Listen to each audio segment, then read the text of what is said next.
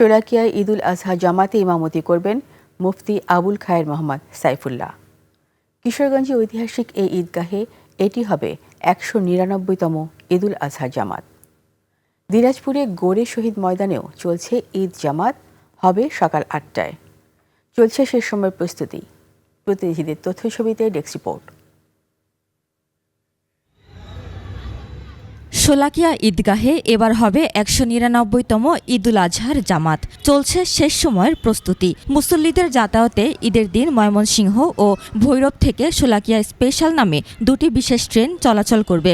আবহাওয়া বৈরী থাকলেও এই মাঠে ঈদের জামাত পড়তে আসবেন বলে জানিয়েছেন মুসল্লিরা। শোলাকিয়া ঈদগাহ মাঠে আমাদের পূর্বে উত্তরসূরি যারা আছে সবাই ঈদের নামাজ পড়েছেন এবং আমরাও আলহামদুলিল্লাহ পর্যায়ক্রমে এখানে ঈদের নামাজ পড়ি। এটি ঐতিহাসিক ঈদগাহ ময়দান। এই মাঠে অনেক মানুষের সমাগম হয়। আমাদের আবেগ এটার সাথে যেহেতু জড়িত, বৃষ্টি ঝড় বাদল সবকিছু উপেক্ষা করে মানুষ এখানে নামাজ পড়বে। ওয়াচ টাওয়ারে ড্রোন ক্যামেরা সহ পর্যাপ্ত সিসি ক্যামেরা লাগানো হয়েছে। পুলিশ ছাড়াও বিজিবি ও সাদা পোশাকে আইনশৃঙ্খলা রক্ষাকারী বাহিনী থাকবে। বোম ডিসপোজাল টিম থাকবে।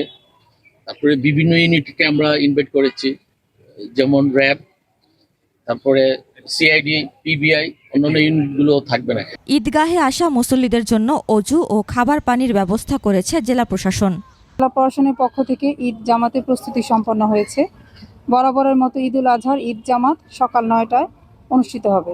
অপরদিকে দিনাজপুরের গৌড়ে শহীদ বড় ময়দানে ঈদের জামাতের প্রস্তুতি চলছে। নামাজের কাতার মার্কিং এবং অজুখানার কাজও প্রায় শেষ পর্যায়ে। নিরাপত্তায় নেওয়া হয়েছে ব্যাপক ব্যবস্থা। থাকবে পুলিশ, র্যাব সহ বিভিন্ন গোয়েন্দা সংস্থা। সার্বিক নিরাপত্তা ব্যবস্থা দিনাজপুর জেলা পুলিশকে করতে হয়। আমাদের পূর্ব প্রস্তুতি হিসেবে আজকে আমরা মাঠ ভিজিট করলাম। কয়েকদিন ধরে আমাদের স্কেলেটন ফোর্স আছে সাদা পোশাকে। দিনাজপুর গৌড়ে শহীদ বড় ময়দানে ২০১৬ সাল থেকেই ঈদের জামাত শুরু হয়। উপমা রায়, ডেস্ক রিপোর্ট, ২১ টেলিভিশন।